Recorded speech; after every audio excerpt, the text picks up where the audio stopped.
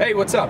I'm Anthony Vitale, and at this time, I'm being joined by Chad Rowland. He sings in a band called For the Fallen Dreams, and he is from Detroit, Michigan. Chad, appreciate you giving me the time. Of course, man. It's been great to know you over the last 10 years and to keep in touch. Your music has meant a great deal to me and a lot of other people, so thanks. So 10 years of changes. It's an important record. It's, in my opinion, a staple in metalcore history. How do you feel about it now as opposed to 10 years ago? Or are you even more attached to it now? Or are you feeling indifferent about it? What's it like being in 2018 with a record like this? I think it's really cool, man, to be able to come back to 10 years later and still be like a band that's relevant. You know, we're still doing stuff. We're still putting out new records. We're still touring. It just so happened that we happen to be active while a record like Changes turning 10 years old. I think it's really cool. Even though it's our brainchild. It was the first record. It's still something to be super proud of, man. Because not a lot of bands can say they've done that whole song and dance, to be able to go out and survive the monotonous touring and the lugging around and balancing families and friends and work. So to be able to still do that and be able to celebrate a 10-year record that, like you said, has been a staple. And that's something I think we've always, we've laughed about. Like, yeah, man, that's like a staple in metalcore. People say that. People say right. this. We have so many people from every walk of life, whether it be someone who was in the music 10 years ago and they don't go to shows now, right. Or the people who are lifers, man. They've been here, they've seen it, they've been through the change-ups of weekly, monthly bands that come in and out of the scene. We've had a lot of people to be able to say, this was my record. Yep. I remember listening to this record in high school. For sure. We had a kid the other night, I was 13 when I heard it, and I'm 23 now, it's like 13. Yes. Yeah, it's a trip, for sure. Yeah, and so when you look back lyrically and vocally, are there any regrets, or do you... I'm not sure really how I'm trying to deliver this, but I think... Something I would change, maybe? Right, so how have you changed, and now, in retrospect, how do you feel about the record lyrically and vocally as a whole?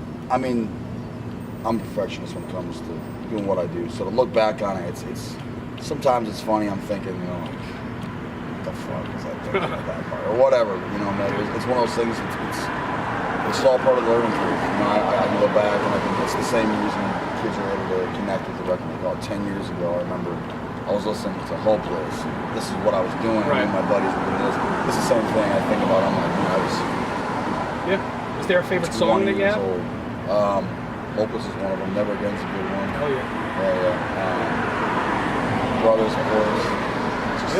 It's the one, man. Yeah, it's Brothers a good in Arms. It's the fucking...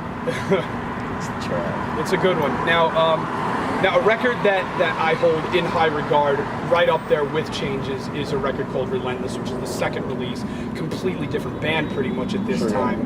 How would you feel about a 10-year Relentless tour a year from now, whether it be you or somebody else? Yeah, we had talked about it, man. It's Relentless is... The cool thing about Relentless is it's a more polished Changes to me. Because Jim and Andrew both were in the same mindset when they wrote Relentless. A lot of the songs on Relentless were unfinished Changes songs. Yeah. So it was cool for me, even at the end of the Changes era when I left, to hear some of the songs form into Relentless songs. Yeah. And they're sick, man. Relentless is one of my favorite records. Would I want to do a 10-year tour with Relentless? Sick. See what happens there. All right, cool. So now, as a band that's actually survived from 2008 to now, with some breaks here and there and growing up and anything that could happen from 2008 to 2018. But being a band now and having a new record out with a video on YouTube that was what we talked about it before, I think broke 4 million, 5 million views. Yeah. So to still have something rolling like that, what's your perspective on music now, and where would you like it to go from here? Man, it's to be relevant 10 years later. Still, just that in itself is really cool to have floods of new fans, even from the new record. Sixes, it's vocally a lot different.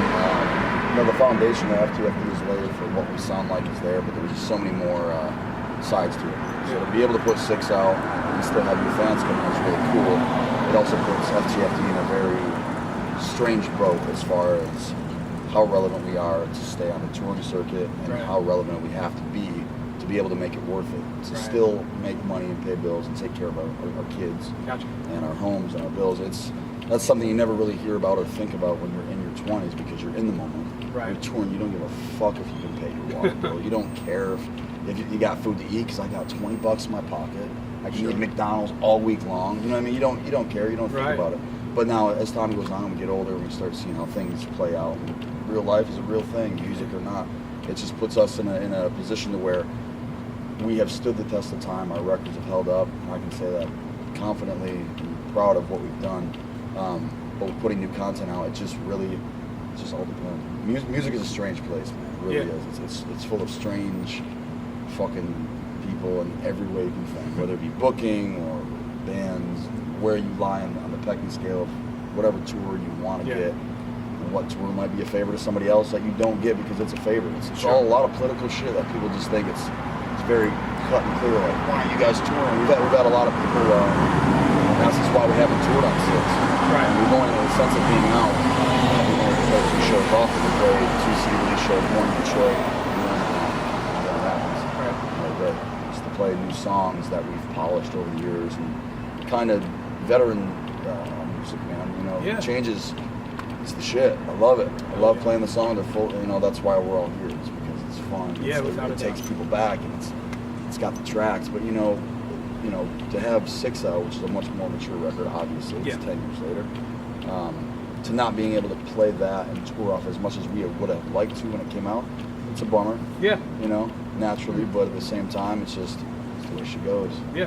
The music's a crazy place, so you just kind of roll with the punches. Yeah. Last question. Do you think, how do you feel about certain people that just refer to For the Fallen Dreams as some sort of nostalgia act, or it'll never be better than changes, and kind of almost treat it as if it's like a greatest hits band? Sure, Do you feel any type of way towards that?